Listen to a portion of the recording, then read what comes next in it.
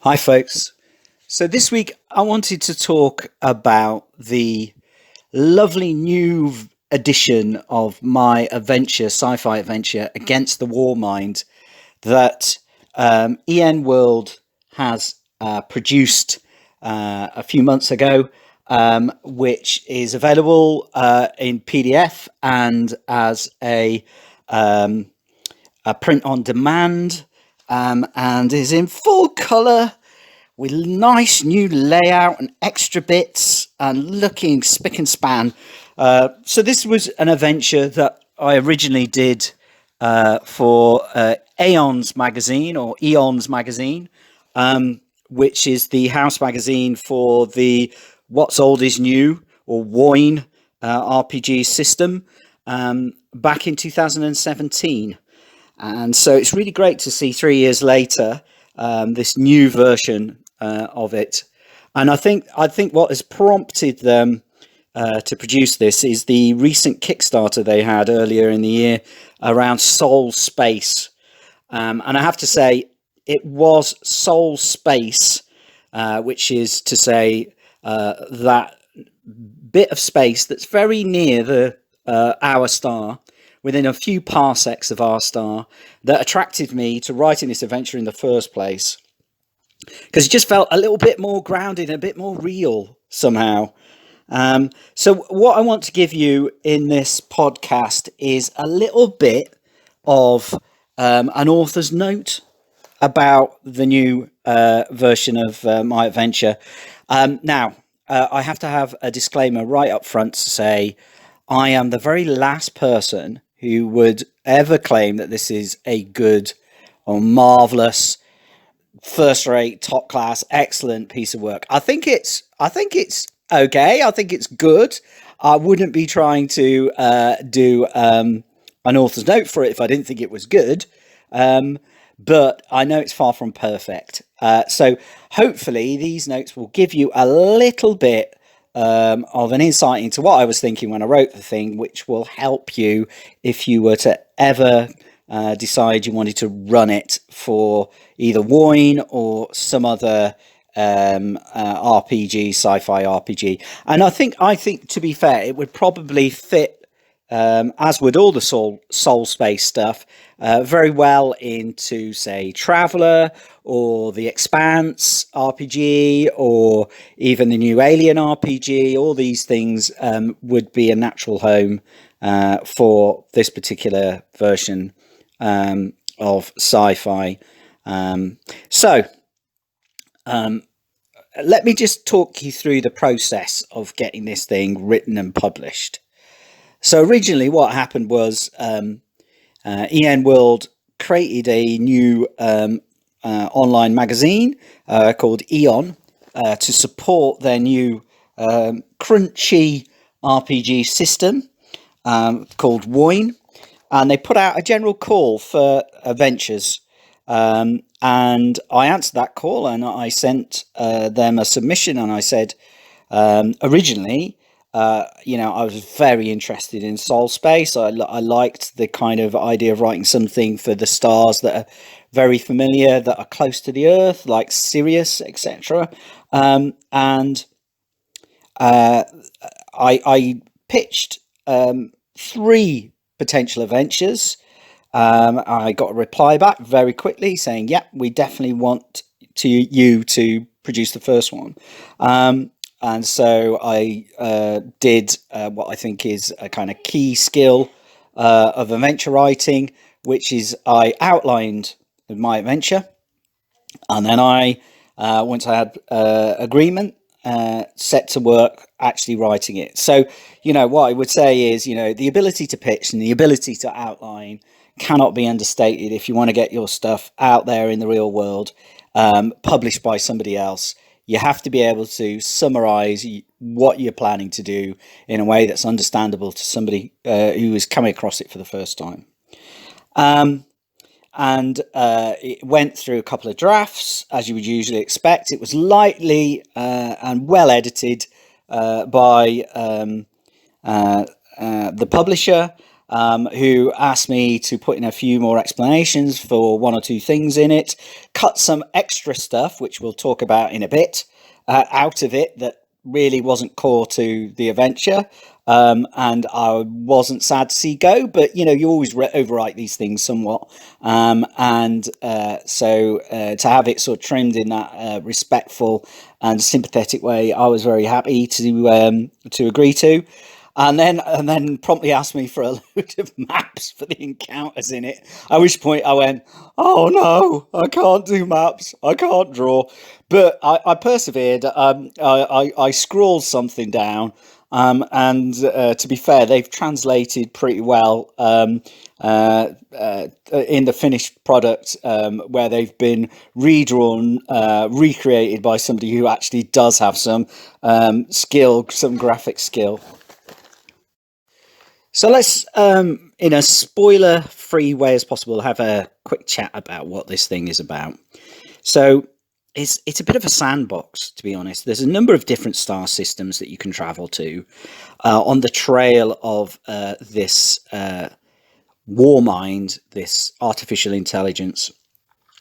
And what I wanted to do is kind of present interesting situations with lots happening, where the actual protagonist, or the antagonist, actually, the opponent, the war mind, is just off screen for most of the locations, but you can clearly see the effects of them being in the area, the star system concerned, and there's interesting chaos they have left in their wake.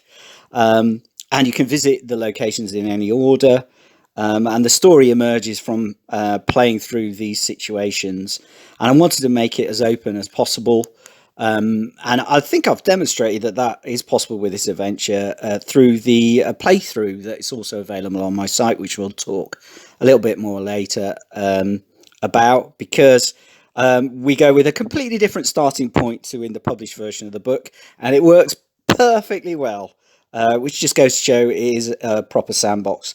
So what I'm trying to achieve here in writing this at the time was I wanted to make it proper, old school pulpy sci-fi. So I wanted to start with some fantastic locations, and so you'll see things peppered throughout this, like a space elevator, an arcology, a planet that's tidally locked, and lots more of these kind of classic sci-fi tropes. So there's interesting places for the players to go as a backdrop to what's happening on screen with their story. And also there's kind of things like nanobots in there, which are another classic of sci-fi, which I think I've used in a good way. You'll have to be the judge of that. What I hadn't kind of realised at the time, and maybe looking back on it now, I can clearly see, is this is very much in the traditions of kind of classic British science fiction, in that there's a lot of stuff that is about kind of decay and the enemy within and colonialism, and there's humour mixed in with serious stuff. This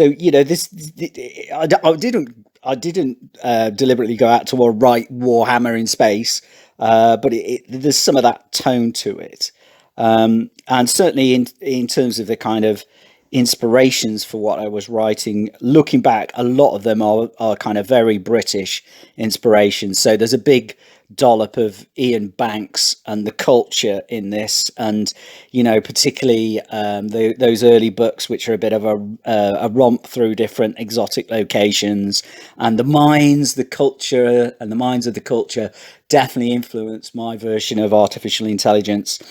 There's some big chunks of 2000 AD in here. The old British comic, still going strong, that's responsible for Judge Dredd.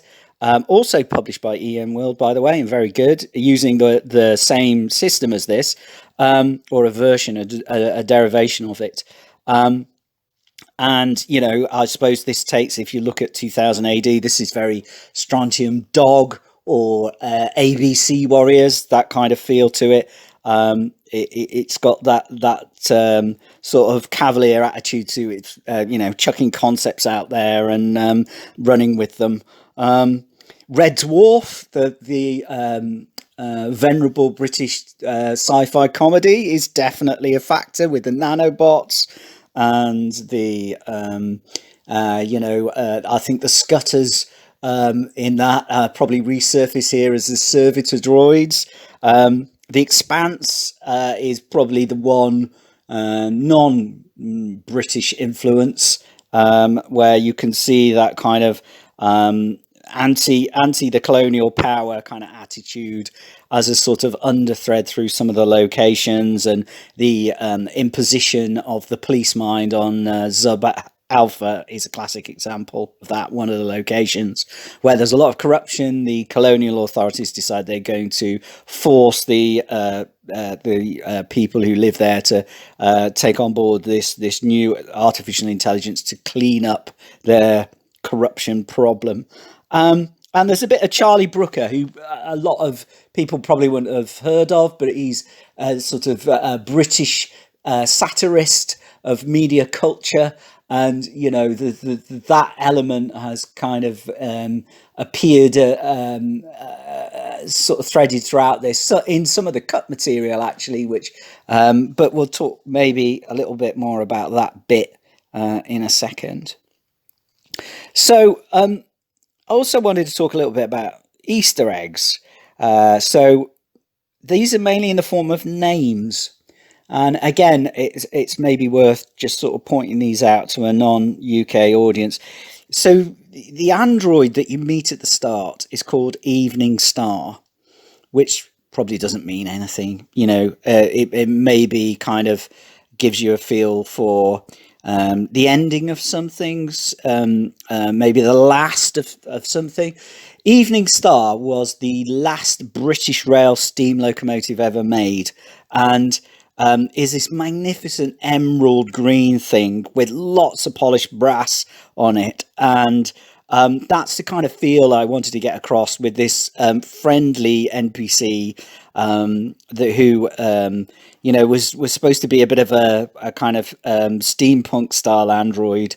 Then we've got Zub Alpha, or X Hub Alpha as it's spelt, which is Moonbase Alpha, which is an old space 1999 Jerry Anderson TV reference, crossed with kind of Mad Max Bartertown as this kind of base location stroke trading post hybrid thing. Then obviously we've got the space elevator, which is in numerous sci-fi, and I just couldn't resist the old song reference there to living it up in a space elevator. So I'll leave you to trace the musical source for that one. And then of course we've got the strange alien star system, the Rosette, which is I think probably inspired by people like classic sci-fi authors like Larry Niven, but I can't honestly remember it. It's been a long time since I wrote this, so you have to bear with me there. But I just wanted to get this feel of something ancient and mysterious that's clearly not human technology, and you'll feel that coming through a lot in the playthrough. The way this played out when we did the playthrough is we've got a character there played by Dell, who his backstory is a gift for this, because this character really wants to find out about what happened to the ancients, the mysterious civilizations that are around at the start of the galaxy, and the ruins that they left, and yet they've all gone. Where have they gone? And so you'll see elements of that creeping in. And that's a gift to any GM when you've got a player who comes up with an interesting backstory like that. And so lucky with that group of 3 players that we have filmed, albeit in a lo-fi way, for you to enjoy their attempts at this scenario. So the last thing is just maybe to touch on some of the stuff that got cut out of it. There was a number of extra NPCs that didn't make it in, and this is where the kind of Charlie Brooker element fell by the wayside, because I did have a kind of media commentator that was very much taken from his Channel 4 series called Nathan Barley, who doesn't really survive in the final version of the adventure, but would have been somebody who the W.O.I.N was going to feed false information to, which would appear in the form of little packets of data every time the players jumped into a new system. You don't really lose much by not having that, but the only kind of survival of that is Joseph Barley, the useless trader who's exploited by the W.O.I.N, who appears as an NPC. I also wrote more about the start and the bit where there is a problem with the ship, and there was a sort of set of rules around how to restore the systems of the ship, which involved the PCs basically making a number of die rolls, a little bit like a 4th edition D&D skill challenge. I may put that up on the site, so you have access to that extra material. I hope it will come in useful. And I also wrote some additional environmental traits for W.O.I.N. One of the things about W.O.I.N as a system that's really interesting to me is it has these kind of environmental traits that you can drop into locations which affect the combat and the environment in interesting ways. And I wrote a couple of extra ones which would have affected some of the investigation efforts that the players were making. Didn't quite make it in, but again, no big loss. I might post those up as well, just so you have them. But I don't regret that it was cut. Sometimes you're edited by people who are not sympathetic to your work, and you feel your work suffers. But I felt on this occasion it was very well done. It did nothing but enhance what I wrote. So, if you want to know more about this adventure, this sandbox, this romp through space on the trail of artificial intelligence with a reason and an agenda, then maybe you might consider buying this. It's available on Amazon or Drive Through RPG. I'll put the links up in the comments below. Or you might want to have a look at the playthrough. So we've got 3 sessions of a playthrough. Now, what I will say, as I've already mentioned, is this has a bit of a different start, where we start straight away with the X-Hub Alpha, Zub Alpha kind of Barter Town, rather than the original start. For various reasons, it just felt like an easier hook. And also, I think one of the players had played through the play test where they'd gone to some of the other locations already, so I couldn't reuse it. And you'll notice we go off on some quite big tangents. There's a lot of this which is set in space, which in orbit around one of the planets, which I didn't intend at the time. But there you go. You can never tell which way your PCs are going to take things. So, that was me improvising heavily. And the other thing is you'll notice that the names of some of the star systems are a little bit different, which, clearly have been revised in this latest version. But the actual locations are exactly the same as in the published material. So I hope you enjoy that if you get a chance to check out those playthroughs. I certainly enjoyed GMing my party of 3 through them. So that's it for now. Speak again soon. Cheers very much. Bye.